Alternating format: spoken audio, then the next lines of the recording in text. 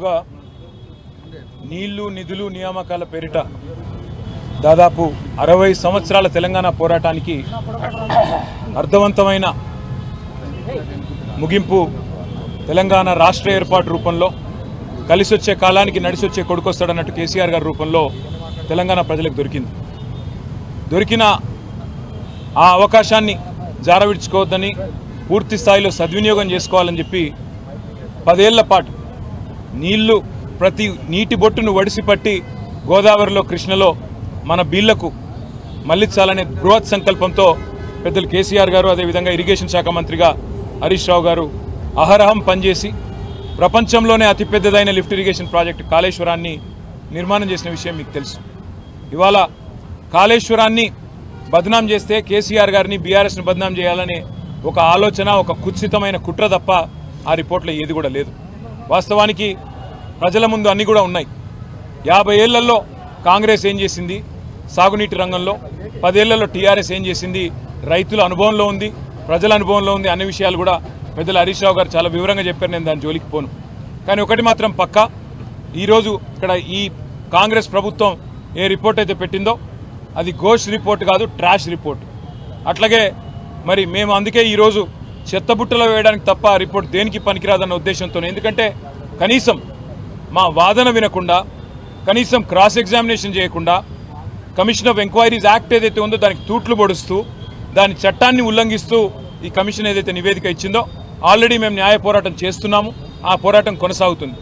రాజకీయంగా ఏం చేయాలి అనేది పార్టీ పరంగా కూర్చొని, ఎందుకంటే ఇది ఒక కుట్ర, కేసీఆర్ గారిని బదనాం చేసే కుట్ర, తెలంగాణను దేశవ్యాప్తంగా బదనాం చేసే కుట్ర తప్ప ఇందులో ఏమి కూడా లేదు. నిజం ఎప్పటికైనా నిలకడ మీద తేలుతుంది. ఇవాళ నీళ్ళు ఇచ్చినందుకు కేసీఆర్ గారిని ఇవాళ దోషిగా నిలబెట్టే ప్రయత్నం, ఏదో ఒక చిన్న చిల్లర మల్లర ప్రయత్నం కాంగ్రెస్ పార్టీ చేస్తూ ఉంది. హరీష్ రావు గారు చాలా స్పష్టంగా చెప్పినారు. మొత్తం జరిగిన ఖర్చు 94,000 కోట్ల రూపాయలు అయితే కాళేశ్వరం మీద, అందులో మేడిగడ్డ బ్యారేజీకి 4,000 కోట్లు ఖర్చు అయితే బ్లాక్ 7 ఏదైతే ఉన్నదో దానికి మళ్ళీ తిరిగి రిపేర్ చేయాలంటే పట్టే ఖర్చు 300 నుంచి 350 కోట్లు తప్ప ఎక్కువ కాదు. ఆ 300-350 కోట్లు కూడా L&T అనే సంస్థ ఏజెన్సీ ఏదైతే ఉందో వాళ్ళు మేమే ఖర్చు పెడతాం, ప్రజల మీద రూపాయి కూడా పడదు అని చెప్తుంటే ఈ ప్రభుత్వం 1,00,000 కోట్ల కుంభకోణం, 2,00,000 కోట్ల కుంభకోణం, ఈ నోటికి ఎంత వస్తే అంత అబద్ధాలు చెప్తా ఉన్నారు. చివరికి రేవంత్ రెడ్డి గారి సొంత మామగారు పద్మారెడ్డి గారు చెప్పినారు, ఆయనకు పిల్లనిచ్చిన మామ, 94,000 కోట్లు ఖర్చు అయితే అంత పెద్ద ప్రాజెక్టు కళ్ళెదురుగా కనబడుతుంటే, 15 రిజర్వాయర్లు కనబడుతుంటే, 19 సబ్స్టేషన్లు కనబడుతుంటే, 21 పంప్ హౌజులు కనబడుతుంటే, 100 కిలోమీటర్ల గ్రావిటీ కెనాల్స్, 1000 కిలోమీటర్ల ప్రవాహ కాలువలు కనబడుతుంటే, పరవళ్లు దుంకుతుంటే గోదావరి, 94,000 కోట్ల ఖర్చు అయితే 1,00,000 కోట్ల కుంభకోణం ఎట్లయితుందని చెప్పి స్వయాన పిల్లనిచ్చిన మామ చెప్తే కూడా రేవంత్ రెడ్డి గారు వారిని కూడా అవమానించే విధంగా ఇవాళ శాసనసభను, రాష్ట్ర ప్రజల్ని తప్పుదోవ పట్టించే విధంగా వ్యవహారం చేస్తూ ఉన్నారు. న్యాయ పోరాటం ఒకవైపు చేస్తాం, ప్రజాక్షేత్రంలో కూడా తప్పకుండా ఎండగడతాం. మేము ఆ పార్టీ నాయకత్వానికి కూడా రేపు ఎల్లుండి ప్లాన్ చేసుకొని మేము కూడా ప్రోగ్రామ్ డిజైన్ చేసుకుంటాం. పార్టీగా కూర్చుని ఏ రకంగా మరి ఈ కాంగ్రెస్ కుట్రలకు తిరుగులేని సమాధానం చెప్పాలి మా పార్టీలో ఆలోచించి నిర్ణయం తీసుకుంటాం. ఇవాళ మా గొంతు నొక్కి స్పీకర్ గారు మాకు అవకాశం ఇవ్వకుండా ఒక్క సభ్యుడు మాట్లాడుతుంటే ముఖ్యమంత్రితో సహా 10 మంది మంత్రులు 33 సార్లు ఇంటరప్ట్ చేసినారు. ఒకసారి కాదు, 2 సార్లు కాదు, 33 సార్లు అంతరాయం కలిగించి వారిని ఇబ్బంది పెట్టే ప్రయత్నం చేసినారు. అయినా కూడా ప్రజలకు మా సిన్సియారిటీ, మా చిత్తశుద్ధి, మా నాయకత్వంలో ఆనాడు ప్రభుత్వ హయాంలో జరిగిన కార్యక్రమాల వివరాలన్నీ కూడా చెప్పే ప్రయత్నం బలంగా చేసినాం.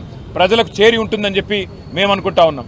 అయితే అవసరమైతే జిల్లాల వారీగా, నియోజకవర్గాల వారీగా సదస్సులు పెట్టి కాళేశ్వరం విషయంలో జరుగుతున్న కుట్రను, కాళేశ్వరాన్ని కూలగొట్టాలి, అవసరమైతే కిందికి బనకచెర్లకు నీళ్లు పంపించడానికి, చంద్రబాబు గారికి వత్తాసు పలకడానికి, కిందికి బనకచెర్లకు నీళ్లు పంపడానికి, మేడిగడ్డను అవసరమైతే ఆ రోజుల్లో ఏదో చేసినట్టుగానే మళ్ళీ ఏదన్నా చేయాలనే కుట్ర ఏదైతే ఉన్నదో కాళేశ్వరాన్ని కాపాడుకోవడానికి అవసరమైతే తిరిగి ఒక ఉద్యమం చేయడానికి కూడా బీఆర్ఎస్ పార్టీ వెనుకకి పోదు. తప్పకుండా మా పార్టీలో చర్చించి నిర్ణయం తీసుకుంటామని తెలియజేస్తూ, మరి यहाँ पे हमारे जो